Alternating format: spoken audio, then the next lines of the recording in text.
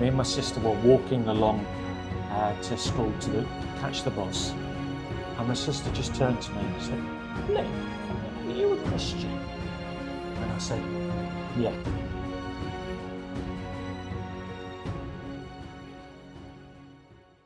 Hello, and welcome to Faith in God's Alone Ministries. And today, I've got a wonderful brother with me. He's going to introduce himself to you now. So I'm Lee Gilbert. My job title is Head of Spiritual Care for the Queen Elizabeth Hospital in King's Lynn. It's what used to be called the lead chaplain. Lee, can you tell us how you became a Christian? I became a Christian when I was about 14 years old. When I was 7 or 8, I had a best friend, a guy called Richard Holland, and his mum was a Crusader leader, and Crusader is a sort of interfaith, inter-Christian organisation for young people. And so Richard went along to Crusaders, and he invited me and my sister along to this thing called Crusaders, and it was great fun. There were lots of games. We went swimming on a regular basis, lots of food and singing, and yeah, great fun on a Sunday afternoon. And then when I reached about the age of 14, 13, 14, the way the education system worked in where I was living was that we had a middle school, and my sister, who I'm very close to, she went up to the next school, and so I was left on my own. And so during that school year, I got very lonely indeed, and so much so that I thought very less of myself. But I remember one Sunday morning, feeling very sorry for myself, thinking that nobody loved me, and then thinking about actually all of my friends within Crusaders, they loved me, and all the Crusader leaders, they loved me. And then finally, I thought, actually, Jesus loves me. Jesus loves me for who I am. And so it was there and then that I sort of said, no, I want to be for you, Jesus, because you love me for who I am. And then about 3 or 4 months later, I'd gone up to the next school, and me and my sister were walking along to school to catch the bus. And my sister just turned to me and said, "Lee, are you a Christian?"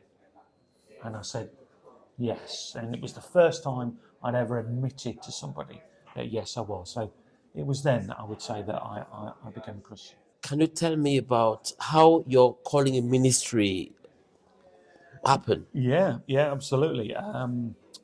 So I grew up, I suppose, from the age of 14. I went along to a Baptist church because all the Crusader leaders went to a Baptist church. And then eventually it got to my mid-20s, and I went to university in Norwich.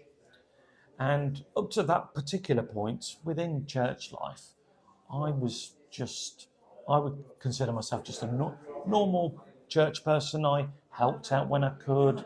I put my money in the collection when I thought it was appropriate. I sang songs, but I wasn't in any sort of leadership or anything like that. But one Sunday morning in Norwich, I was sat in the pew in church, and to be quite frank, I was drifting away thinking about anything else apart from church or apart from God. I was probably thinking about what I was going to have for lunch. And I suddenly heard a voice, and the voice was very distinctive, and it said, "Lee, I'd like you to become a Baptist minister." Wow. And I turned round to look behind me. I thought, who said that? And there was nobody behind me. And then I got very, very freaked out, because I thought, this is from God. This must be from God. And this had never happened to me before. And so that evening was an evening service, and I went and I spoke to my minister, and bless him, he did his level best to put me off, saying, no, you don't want to be a Baptist minister, it's terrible. You got all these meetings, you got all this hassle. No, no, no, you don't want to do that. But it just kept niggling away in the background, niggling away. And then eventually, after about 2 or 3 years of this, I spoke to a regional minister and I said, look, I've got to explore this. And so I went down the path of going through ministerial confirmation, and then eventually went to Bible college, where I met my friend Samson here. Yes, Lee, you've got an interesting journey in a good way, because you've been a pastor at a church, church-based, Yeah. and now you're a chaplain. Can you tell us about that transition, Yeah. if you don't mind? Yeah, absolutely. So I went to Bible college, and the way the Bible college works was that you worked for a church, a small church, for 3 days a week, and then you went to college for 3 days a week. And the church that I was at was a place called Latchford Baptist Church in Warrington. And next door to Latchford Baptist Church was a football club, a semi-professional football club, for Warrington Town. They were in the Evo Stick Premier League. Average gate of about 100 people. And when I was doing college work, there was a module on chaplaincy. And so I thought to myself, right, actually, I think it'd be really good if I was chaplain to the football club. And so every Saturday, when they had a home game, I went to the football club and I spoke to the same people. I went round the ground, watched the football, but I spoke to the same blokes every week. And these blokes, quite frankly, would never come into a church. Never, ever. I went with a dog collar on. They knew who I was, and he would say, hello, Lee, how are you? And occasionally we'd have a spiritual conversation. I remember praying for somebody who was about to move away from the local area, and he asked me to pray for him. But most of the time it was just pastoral. How are you this week? How's it going? How's the football? That sort of thing. And it was great. I really enjoyed it. But I carried on with church-based ministry. I then moved to a church in Huddersfield. And again, at the back of my mind, there was always that niggle of chaplaincy might well be for you. And so, although I was a church-based minister in Huddersfield, I thought, no, chaplaincy is more for you, Lee. And so I applied for a job in King's Lynn. Didn't expect to get it. Really didn't. Turned up for the interview. Went away from the interview and thought, I'll never get that in a month of Sundays.